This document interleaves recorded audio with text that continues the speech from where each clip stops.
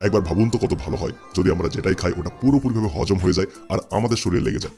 Problem তো ওখানে আসে যখন আমরা ভালো ডায়েট নেই কিন্তু আমাদের বডি তৈরি হতে পারে না, ওজন বাড়তে পারে না, কেননা আপনার ডাইজেশনে গড়বড় থাকে। আপনি যেটা খাচ্ছেন ওটি পেটে সঠিকভাবে হজম হয় না, অ্যাবজর্ব হয় না, তাহলে আপনার শরীরে কিভাবে লাগবে? আর এই জন্যই আজকে আমি এই ভিডিও বানাচ্ছি। আজকের ভিডিওতে আমি আপনাকে এমন কিছু জিনিস বলবো যেটাকে আপনি যেমনি করা শুরু করে দেবেন, আপনার পাচন শক্তি মজবুত হবে।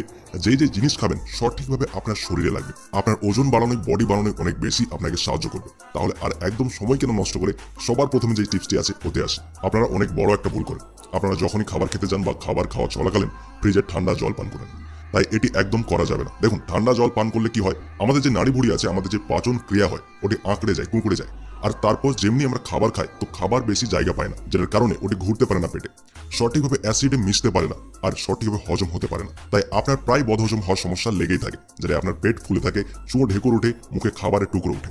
তো যদি আপনি চান যে আপনার পেট ঠিকঠাক থাকুক, হজম ঠিকঠাক হোক, তাহলে আপনাকে হালকা গরম জলকে হালকা কুসুম গরম করে খাবার খাওয়ার আগে পান করুন। ঠান্ডা জল কখনোই ব্যবহার করবেন না, বা ঠান্ডা জলে যদি অভ্যাস থেকেই থাকে তাহলে ধীরে ধীরে অভ্যাসকে কমিয়ে দিন। তো আপনার পেট ঠিক থাকবে আর আপনার হজম শক্তিও অনেক ভালো হয়ে যাবে। এরপর আমাদের দ্বিতীয় টিপের কথা বলি, যেটা অনেক ইম্পর্টেন্ট টিপ।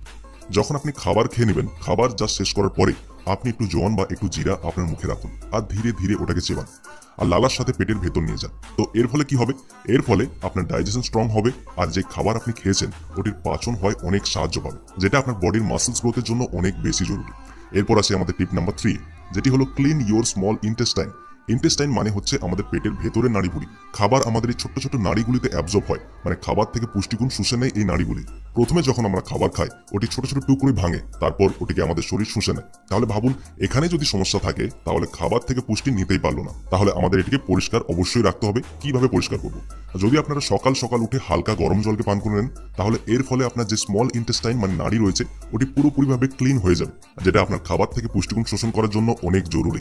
এরপর আসে আমাদের পরের টিপে।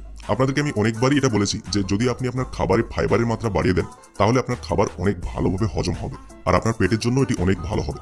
তাহলে আপনি এর জন্য অনেক ফুডের ব্যবহার করতে পারেন যেগুলোতে ফাইবার যুক্ত আছে। কিন্তু আজ আমি যে জিনিস আপনাকে বলতে চলেছি এটি আপনার জন্য অনেক উপকারী হবে।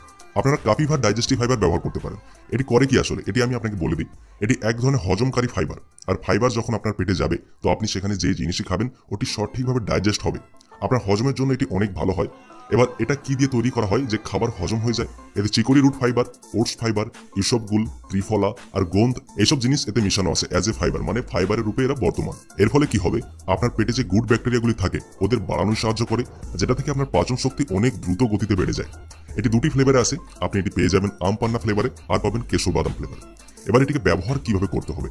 যদি আপনি আম পান্না ফ্লেভার নিয়েছেন তাহলে আপনি হালকা নর্মাল জলে, হালকা কুসুম গরম জলে একটা পাউচ কেটে 100 গ্রাম জলে দিয়ে মিশিয়ে খটখট করে পান করে নিতে হবে। আর যদি আপনি এর কেশর বাদাম ফ্লেভার নেন তাহলে এটিকে আপনি হালকা গরম দুধে বা নর্মাল ঠান্ডা দুধেও এর একটা পাউচ কেটে দিয়ে দিতে হবে।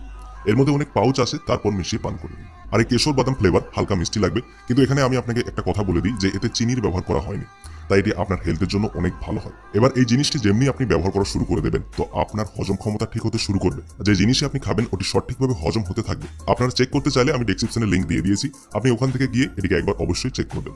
এরপর নেক্সট টিপের কথা বলি, যেটা অনেক ইম্পর্টেন্ট টিপ।